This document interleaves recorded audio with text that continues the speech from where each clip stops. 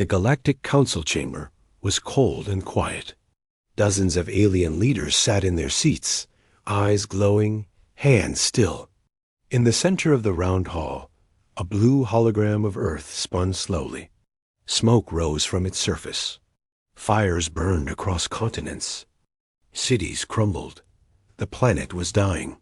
Earth has sent 37 distress signals in the last 2 weeks, said a tall creature with 6 eyes. His voice echoed across the chamber. They are asking for help. Again, a thin alien with crystal skin clicked its fingers. And again, we ignore. They are too emotional, too violent. Let them fade. Another alien, wearing golden robes, nodded. They were warned. Earth refused to follow council law. Let nature take its course. In one final vote, the council decided. No help would come. Earth was abandoned not far away. On the edge of Earth's orbit, Captain Raylan of the ISS Odyssey watched. The feed go dark. He stood still. The council screen blinked out. Their answer was clear. "That's it?" whispered Lieutenant Hanna beside him. "They won't help us?" Raylan didn't answer. He turned to the crew. Half were crying. The others were frozen, staring at their screens. Below them, Earth burned. Alien ships had attacked without warning. They came from deep space. No name, no signal, no reason. Just destruction. Cities were glassed. Oceans boiled. Millions died in days. Earth's leaders had begged the Galactic Council for help, for justice, for anything. But silence was the only answer. In a bunker, deep under New Geneva, Dr. Eliana Trent listened to the same silence. She tapped her headset again and again. "This is Earth Command. Please respond. Anyone?" No reply. Just static. She turned to the old general sitting beside her. "They left us." He didn't speak. He just handed her a small black box. On it were 2 words, Project Lazarus. She stared at it. Her eyes widened. "You can't be serious." The general stood up slowly. "We have no choice. If they won't save US, we'll save ourselves. In secret, in silence." Outside, the sky turned red. 3 weeks later, Earth's surface was almost dead. The alien attackers had vanished. No one knew why. Some said Earth's defenses finally hit back hard enough. Others believed the job was done. Humans were finished. But under the surface, in tunnels and hidden bunkers, life continued. Children were born in silence. Scientists worked without sleep.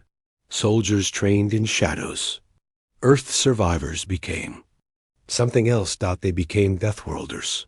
Aboard a silent station orbiting Jupiter, a voice broke the dark. "Recording begin. Log 1 of Project Lazarus." A young woman stood in front of the camera. Her hair was short, her eyes sharp, her voice calm. "My name is Commander Aria Vega. If you're seeing this, Earth was abandoned by the galaxy. Billions died, but not all." She held up a small pendant with Earth's symbol. "They thought we would vanish. They were wrong." She pressed a button. Behind her, blueprints lit up. Warships, new weapons, armor suits powered by gravity cores. "We do not forget. We do not forgive." She stepped back. "We are coming back." Years passed. Earth stayed silent. No signal, no sound. The galaxy moved on. New planets were colonized. New wars began. Earth became a myth. A warning story told to young alien cadets. Don't be like the humans. But in a dark corner of council space, an old listening station picked up a strange signal. It was human. Old language. Broken code. The message repeated 3 words. Earth remembers everything. The stars were quiet in Sector X92. No ships, no trade, no signals. It was known as Dead Space, a place where no one went anymore. But today, one ship floated through the silence. The alien scout vessel Valor 3, moved slowly past the shattered moon. Its pilot, a young Draylen named Kale, leaned forward. His antenna twitched. "Signal detected," his computer said. Kale blinked. "That's impossible. This zone is empty." He pressed a few buttons. The signal grew louder. It was old, scratchy, human. "Earth remembers everything?" The voice whispered. Kale's skin turned pale. "Humans? No. They're extinct." He reached for the comms to report, but it was too late. Out of nowhere, a black ship uncloaked. Beside him, huge, silent, shaped like a blade, Kale froze. His screen flashed red. "Unknown vessel. Warning. Terran origin." The ship didn't fire. It didn't speak. It simply opened its docking bay and pulled him in. Kale awoke in a dark metal room. His wrists were bound. 2 armored guards stood near the door. Their armor was like nothing he had seen before. Sharp, dark, and pulsing with blue light. One guard stepped forward. "You are a scout from the Council," she said in a calm voice. "Your presence here is a mistake," Kale stammered. "Humans." "You're alive?" She removed her helmet. A young human woman stared at him.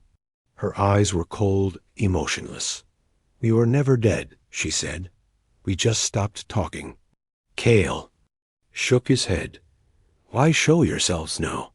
She turned to a screen. It showed images of Earth's fall cities burning, families crying, council ships ignoring the calls. We were silenced. "So now we speak through action." Deep inside the ship, Commander Aria Vega watched Kale's interrogation on her screen. She leaned back in her chair.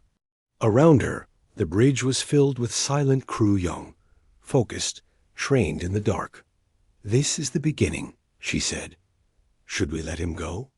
Asked her officer. Aria thought for a moment. "Yes, let him return. Let the galaxy know Deathworlders are awake." Kale was dropped near the edge of council space. His ship was repaired. Nothing was damaged except his mind. He flew straight to the nearest council outpost. "They're alive," he said, breathing hard. "The humans, they're back, and they're different." The commander laughed. "What are you talking about? Earth is a ruin." Kale grabbed him by the shoulders. "They didn't die. They evolved. They're planning something." The commander waved his hand. "Get some rest. You're tired." But Kale's eyes burned with fear. "No, you're all blind. We turned our backs on them. And now they're behind us." That night, a council station picked up the same message Kale had heard. "Earth remembers everything." It played again and again. Every screen, every speaker. Then silence. Then a second message. A woman's voice. "We're coming home." Far across space, inside the Terran warship Shadowstar, Aria stood before her fleet. Rows of pilots, engineers, soldiers. All born after the fall. All trained for one goal. "To those who left us to die," she said, her voice strong, "we offer no warnings, no negotiations, no mercy." The lights dimmed. A large screen showed the galactic councils. Symbol. One by one, red slashes crossed over each council world. The room cheered. Aria raised her hand. "Phase 1 begins now." Meanwhile, in a council high tower, a quiet advisor whispered to the council president. "Sir, a ghost ship destroyed 2 of our patrols near the edge systems." The president scoffed. "Pirates?" The advisor shook his head. "No, something worse, something human." The training arena was built inside a hollowed-out asteroid. No windows, no sunlight, just steel, gravity generators, and silence. Dozens of children, no older than 15, stood in a circle. Their faces were hard. Their eyes showed no fear. In the center, 2 of them fought. No rules, no hesitation. A boy swung low. The girl dodged. grabbed his arm, and brought him to the ground in one clean motion. Again, a voice barked. The children turned. Commander Aria Vega stood at the edge of the arena. Her long coat moved slightly in the artificial wind. "You fall in battle, you die," she said. "You hesitate, your team dies." She pointed at the girl. "Name?" "Rin, daughter of no one," the girl replied, standing tall. Arya nodded. "Good, you're ready." In a dark hallway outside the arena, Arya walked with a tall man in black armor, General Khan, one of the few adults who survived Earth's fall. "They're too young," he said. "No," Arya replied. "They're just young enough to forget fear and to learn truth." Khan frowned. "We're training children to kill. We're training them to survive," Arya answered.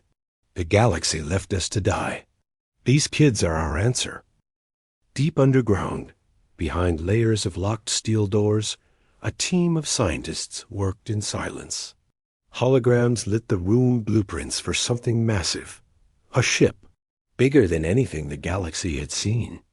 Its name, the Vindicator. Dr. Eliana Trent entered the room. Her face was tired, but her eyes were sharp. "How close are we?" she asked. An engineer answered. 6 months until launch, maybe less." She stared at the glowing diagram. "Make it 4. Humanity doesn't have time." Elsewhere, on the edge of space, a small alien convoy drifted between planets.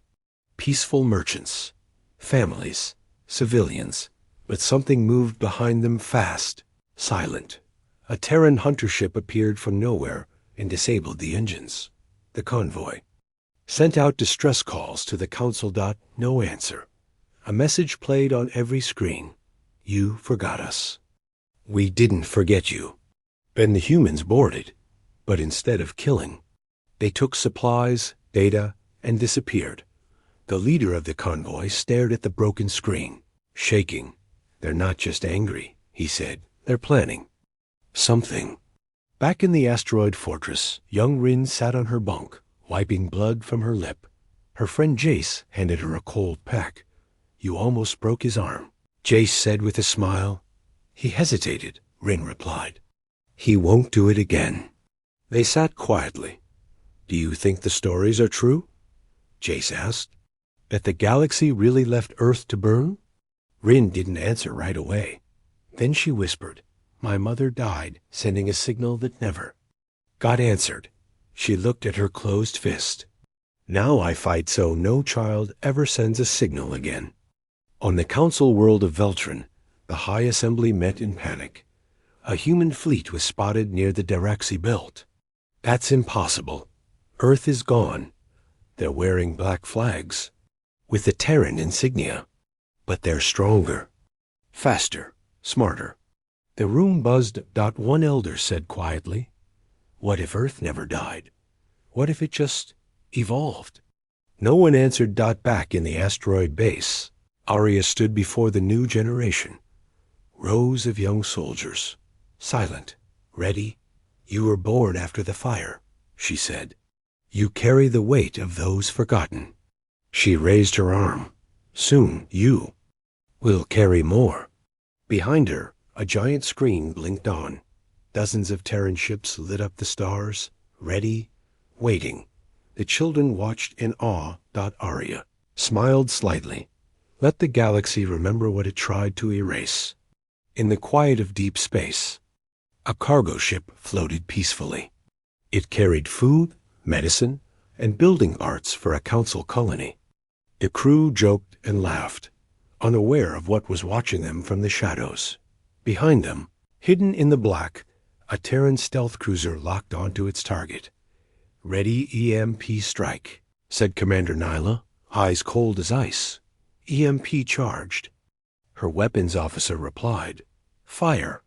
A silent pulse shot through space. The cargo ship's lights flickered, then died. Engines went cold.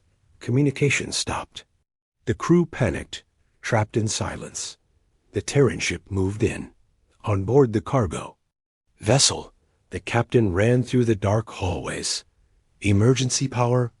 He shouted. What's going on? Then, from the shadows, they came humans in dark armor, glowing blue lines across their suits. Silent, precise. Not killing, just moving fast, room to room, collecting data, searching crates, planting small. Black devices. The humans never spoke a word. On the wall, they left one thing behind, the Terran mark of retaliation. Back on the stealth cruiser, the crew watched the enemy ship drift. Commander Nyla turned to her officer. Let them find the mark. Let them wonder who we are. At the Galactic Council base, an alarm screamed. The destroyed ship's emergency beacon had reactivated. Council officers gathered, watching shaky video footage. Black-armored humans walking through the hallways. One even looked into the camera. Before smashing it. Humans? One whispered. No, another said. Deathworlders. That's what they are now. The council tried to remain calm, but whispers of fear spread fast. One elder said quietly, if they have returned, we're not ready. At the asteroid command, Aria Vega stood before a large display showing council response times, patrol zones, and weak points. We tested them, she said. They reacted slowly. They're arrogant, still think we're gone. General Khan crossed his arms. They won't stay blind for long. Doesn't matter, Aria replied. We've already begun. In a council colony near the outer rim, a general was taken. His ship exploded, but he survived barely. When he woke, he was in a dark room, tied to a metal chair. A woman stepped into the light. Her voice was calm, too calm. Do you remember Earth? She asked. He didn't reply. She placed a screen in front of him, footage of Earth's destruction. Ignored distress calls. Council silence. Your council let this happen. You left us to die. Now we return the favor. The general tried to speak, but she leaned close and whispered, we are the storm you created. Then, darkness. The galaxy was changing. More council ships were hit. Patrols went missing. Secret messages spread. Aliens across the galaxy asked the same question. Are the humans really back? Some were afraid. Some were curious. Others remembered how Earth had once helped them and wondered if now was the time to return the favor. Inside the command deck of the Vindicator, Aria stood as her fleet gathered in formation. She addressed her crew. We were ghosts. Now we are fire. Part 1 of Operation Remembrance is complete. Their outer defense lines are exposed. She turned to her officers. Begin Phase 2. At the edge of the council capital, a strange object drifted toward a defense satellite. It looked like debris. Broken. Useless. But when it came close, it activated. It sent out a signal. One phrase repeated over and over on council screens. Earth remembers everything. Then the satellite exploded. Final scene. Cliffhanger. A high-ranking council general slams his fists on the table. I want answers. Who are they? Where are they coming from? A young officer, pale and shaking, replies, we found something at one of the attack sites. He slides a metal plate forward. On it, carved deep, this is for the silence. The general's face goes pale. They're not ghosts. They're the reckoning. Inside a cold, dim prison cell on the Terran warship Vindicator, General Sorvak of the Galactic Council sat chained to a steel chair. Blood dried on his uniform. His pride shattered. His rank meaningless here. The lights flickered on. Commander Aria Vega walked in. Calm, sharp, silent. She placed a tablet on the table in front of him. Do you know what this is? She asked. Sorvik spat. Torture tool? Aria pressed a button. The screen showed children screaming, cities burning, Earth drowning in flames. Then nothing. Sorvik looked away. No fake images will change history. he muttered. Arya leaned closer. It's not fake. That's my mother, dying while begging your council for help. Elsewhere, inside the Galactic Council Hall, chaos spread like wildfire. Reports flooded in. Patrol fleets destroyed. Communications jammed. Black-flagged ships sighted near colonies. And worst of all, survivors spoke the same words. They call themselves Deathworlders now. Council leaders argued, shouted, pointed fingers. Fear cracked their perfect walls. One younger official whispered, "We should have helped Earth. We created this." The High Chancellor slammed the table. "We did what was logical." But logic could not stop the wave that was coming. Back on the Vindicator, Arya showed Sorvik the second file. Council recordings from 20 years ago. The vote to ignore Earth. The silence. The removal of all Terran files from archives. You erased. "U.S.," Arya said. "You tried to make the galaxy forget." Sorvik looked into her eyes. "You are unstable, wild, a threat." Arya didn't blink. "And now we are your lesson." In an alien marketplace on the world of Zelmora, a strange message appeared on every HOLO- screen. An alien girl pointed. "Mom, what is that?"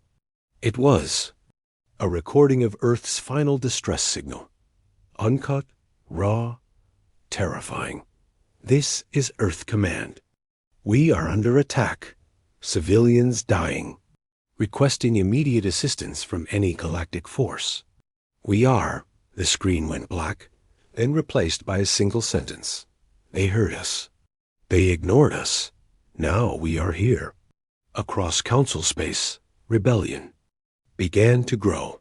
Many alien species had been helped by Earth long ago, during plagues, disasters, even war. Now those memories returned. Secret meetings formed. Ships vanished. Alliances shifted. A quiet movement whispered through the stars. The Council abandoned Earth. They might abandon us next. Inside a hidden room on the warship Revenant, Arya met with 3 aliens from former Earth-allied species. The Veil, the Threx, and the Shoma. "We remember," said the Veil representative. "You helped us when no one else would." "You stood alone then," said the Shoma.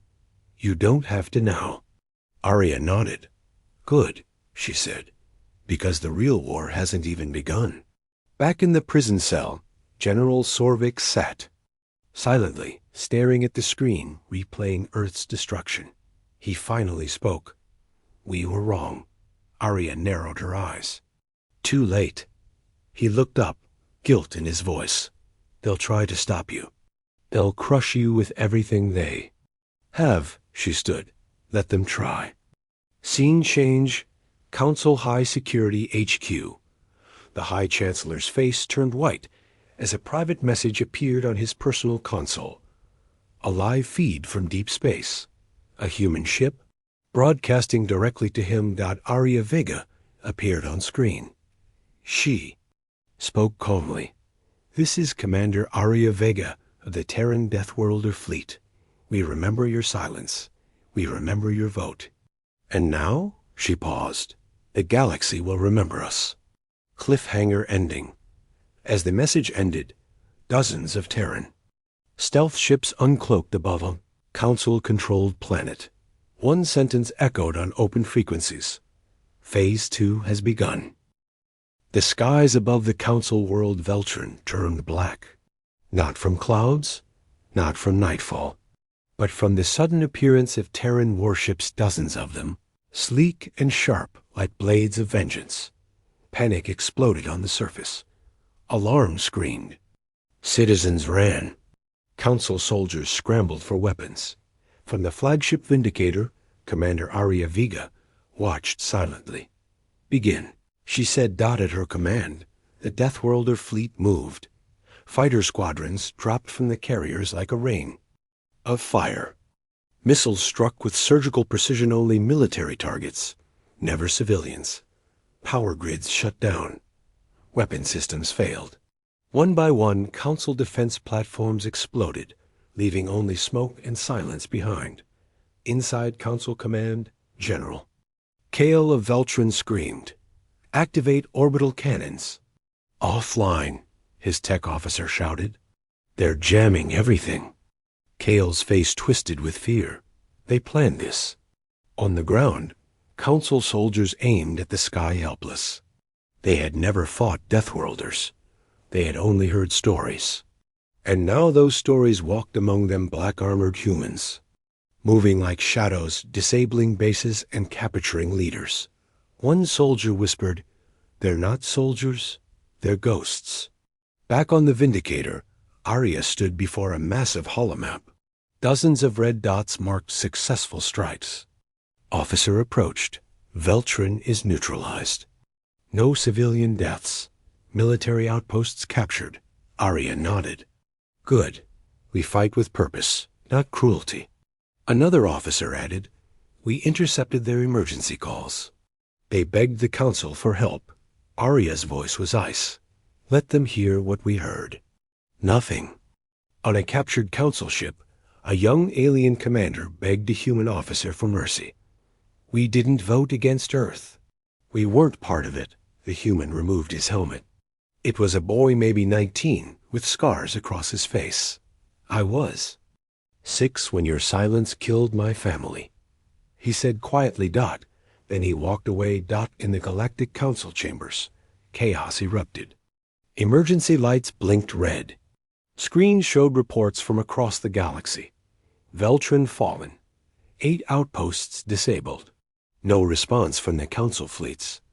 The High Chancellor shouted, "Where is our armada?" "Trapped," someone whispered. Terran forces used false signals to draw them away. Another counselor stood up, shaking. "We underestimated them." Again. Back on Earth, hidden deep underground, thousands watched the events unfold on secure feeds. Elder survivors, engineers, children born in the ashes, all stood in silence as the flag of Earth was raised above VELT. Tears rolled down the cheeks of some. "After all these years," whispered one old woman, "they finally heard us." "No," said a young soldier beside her. "We made them listen." Commander Arya stood inside the Council Governor's palace. Broken glass. Silent halls. She looked at the captured leaders before her. "You thought we were dead," she said. "You erased our name, our history, our voice." She took a Terran flag and draped it over the table. "Now you will remember us forever." Scene shift. A distant Council ship. A group of young alien cadets watched the footage of Veltrin falling. One of them turned to his commander. "Sir, are the humans our enemies now?" The commander stared at the screen for a long time. "No," he said. "They're the warning, the fire we lit and never put out." Final scene. Cliffhanger. In a dark room on a hidden Terran moon base, Arya stood alone. She looked out at the stars, at the world still untouched. "We struck first," she whispered. But this was just the beginning. She tapped a button. New targets appeared. Council homeworlds. Headquarters. Supply chains. Her eyes narrowed. Let the stars burn with memory. The Galactic Council homeworld stood silent. Its towers once touched the sky. Its fleets once ruled the stars. Now, the stars above it were filled with black shadows. Terran ships, surrounding the world like wolves around a dying beast. Inside the Council's central tower, the High Chancellor stood frozen, watching the screens. One by one, red alerts appeared. Orbital defenses. Offline, ground bases, neutralized. Escape routes, blocked, and then a transmission. The screen turned blue. Commander Arya Vega's face appeared. "I am Arya Vega," she said, her voice calm and heavy. "Commander of the Deathworlder fleet, born from ashes, raised in silence." Behind her, the Terran flag waved, scarred, but still standing. "You erased us. You left us to die. You called us unworthy." She leaned closer to the camera. but Earth remembers everything. On Earth, people watched across secret cities, underground homes, and sky bases. Elders wept. Children stood proud. For the first time in decades, humanity was no longer hiding. They were leading. On the council world, Arya landed with her elite team. No armies, no guns drawn. Just presence, power, truth. She walked into the grand chamber. Every council leader stood up afraid to speak. She dropped a metal box in front of them. It opened. Inside were the original Earth distress signals recorded, ignored, denied. You listened to every cry, she said, and chose silence. The room was quiet.